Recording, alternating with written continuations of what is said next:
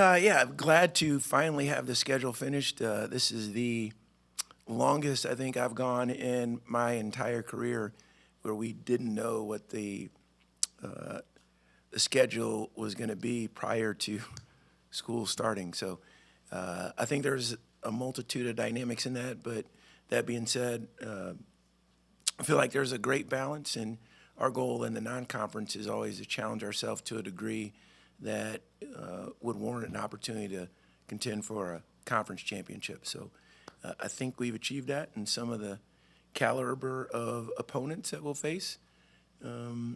Also understanding, like, trying to get home games so that we get a chance to be comfortable in our own arena in front of our own fans.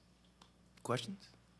Ritchie, I mean, we've talked ad nauseum about how difficult it's been to schedule over the last few years, and how difficult was it? You mentioned how long it took to put this together. Plus, you see Missouri seems to drop the final game from that series, and just trying to piecemeal that schedule together.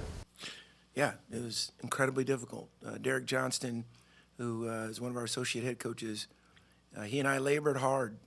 I don't know how many different schools that we called, but I can tell you we pursued every single scheduling website that had an opening. And I think, again, there's a narrative out there for the high major programs to schedule quad ones and quad fours. That seems to be the formula to manipulate your net. And we don't fall in either of those categories, and it's difficult from a mid-major league for any institution to be a quad one. However, that being said, I was happy that obviously playing in the Cancun Challenge is a privilege, and the three other teams that are in that bracket will present great opportunities for us to grow as a program. And then playing at Alabama, although I'm frustrated that Coach Barrera's got all the secrets, and they stole our secret sauce. But Nate Oates and I agreed to take a swing at it, and I was appreciative of Nate because he was one of the ones willing to agree to play. And then we have some other sneaky good games. Like I think the Bryant game will be really good. I think the Max Asimus Darius McGee matchup. We have some attractive games on our schedule. I think some of them will even be picked up on television. Can you take us through one of your pitches to some of these schools that playing you guys? Well, actually, I don't play baseball. I coach basketball, so I don't have a curve or a knuckle or. Yeah. No pitch. Again, it's no secret. Like we've been fortunate to have a little bit of success, and I think there's an unintended consequence for that. That people are a little more cautious to play you. When we first got here, we could schedule nearly anyone we wanted, and that isn't the case anymore. So typically we will just share who we are, and on those scheduling websites, they have all of your statistics. So an example, if you go into WinAD and you look at Liberty, you'll see 80-some-odd% of our scoring, 80-some-odd% of our rebounding, returning. So that's an eyesore for some that want to schedule a little softer, and I understand it. Like I've been at that level, so the incentive or the motive for those high majors to schedule teams that might give them a tough game, it's great as long as you win, but the chance of you not winning, I think, it dissuades some. Coach, are you pleased with the amount of Division I home games you were able to get on this thing? I mean, just given all the struggles that you've documented with being able to schedule? Yeah. There was a time when I thought we weren't going to fill the maximum amount that we were going to be allowed to play because we literally could not get any regional games, whether home and home, guarantees, we couldn't. And that became a little concerning. So, yes, I'm pleased that we're able to get the non-conference home games. North Carolina Central, there's some Southern Miss will be much improved. There's some decent games on there, but and you guys that were here last year, we beat Missouri at home, and that unfortunately I think took the wind out of our sails and trying to get a high major home game, at least for a while. But I'd rather have it that way than everybody wanting to play you, because if everybody wants to play you, then something's not going the right direction. John? Hey, Coach, you talk about, wanting to have the opportunity to play at home in front of your home fans and give your team that opportunity, but you also mentioned how difficult it is to get some of those home games. How do you balance that with also wanting to test your guys and not playing on the road more than you have to? Yeah, it is a balance. It's a tricky one. I love road games, especially in venues that are packed, because I think it really tests your team. And if you guys all know, if you're going to grow, you have to be able to experience, navigate, and get through some adversity. And so we have just 2 true road games, but we've said all along we'll take any neutral game we can get against a quality opponent. And we did that last year. I think we had East Carolina, we had the Diamond Head. Maybe there was one other game. Was there one other? Yeah, the Basketball Hall of Fame Classic, Yeah, against Stephen F. So I think the Bryant game in Springfield will be great. The Cancun Challenge, like I mentioned, will be really good.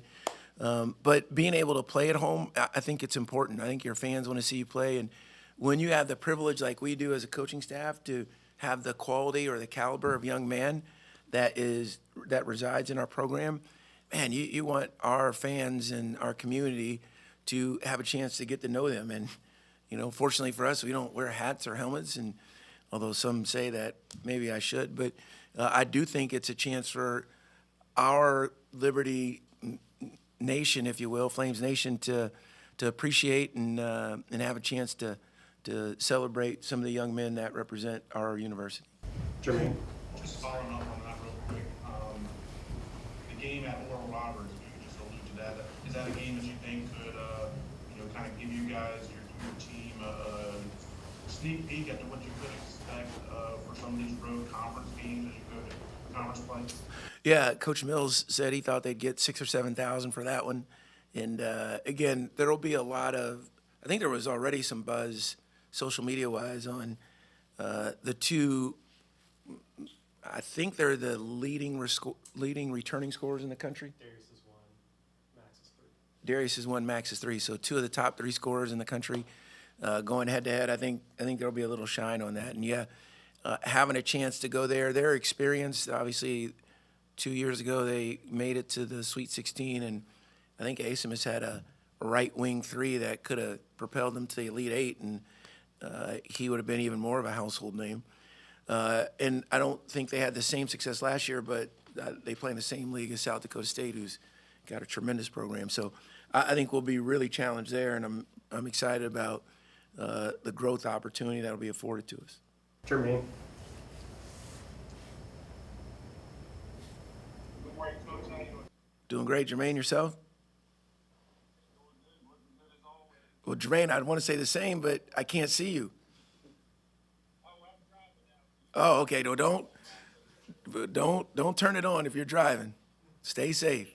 Yes, sir. So, when you look at the schedule, there's sort of 2 questions I have. Number one, is there kind of an emphasis to try to get more games, not only for teams within the state, but regionally? And number 2, from your perspective, isn't it kind of frustrating that teams, when you decide to do kind of games in the category, where you want to do you almost have to do a 2-for-1, like, okay, play teams that play 2 in their place and 1 in yours. But what do you feel, the second part of the question, what do you feel that can be done to make it more of an even balance where, okay, you don't have to do a 2-for-1, or you have to go to their board and they come to you? Yeah, Jermaine, thanks for the question. We're not alone. Again, there's obviously, having done this for a while, there are many of mid-majors that have experienced some success that have trouble filling their non-conference schedule. So, again, it's par for the course, and I get it. I try and worry about the things that I have some control over, and it takes 2 to tango in terms of scheduling. So, your question about local teams, literally, Queens University is the first bus game we will have had in a long time, other than the East Carolina game at the Hornets Arena. We just don't get afforded those opportunities much, and we diligently tried. And I won't name all the schools because, again, for one reason or another, they weren't able to do it, and I don't want to cast the negativity on them because they couldn't do it. They want to do what's best for their schedule, just like we do. But what can we do about it?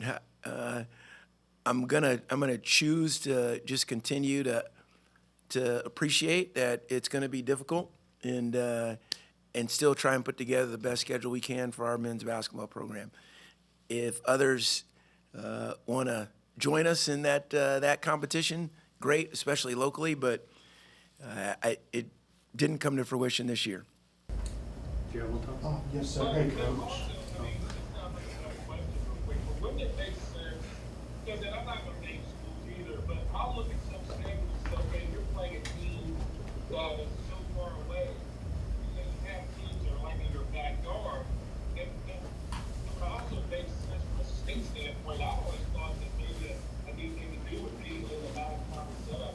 Can you get a bunch of the teams in the state to play kind of like a round robin tournament? Like, I remember they growing up watching Richmond Times and Scotch, they used to have a tournament, they'd have all the state teams down there.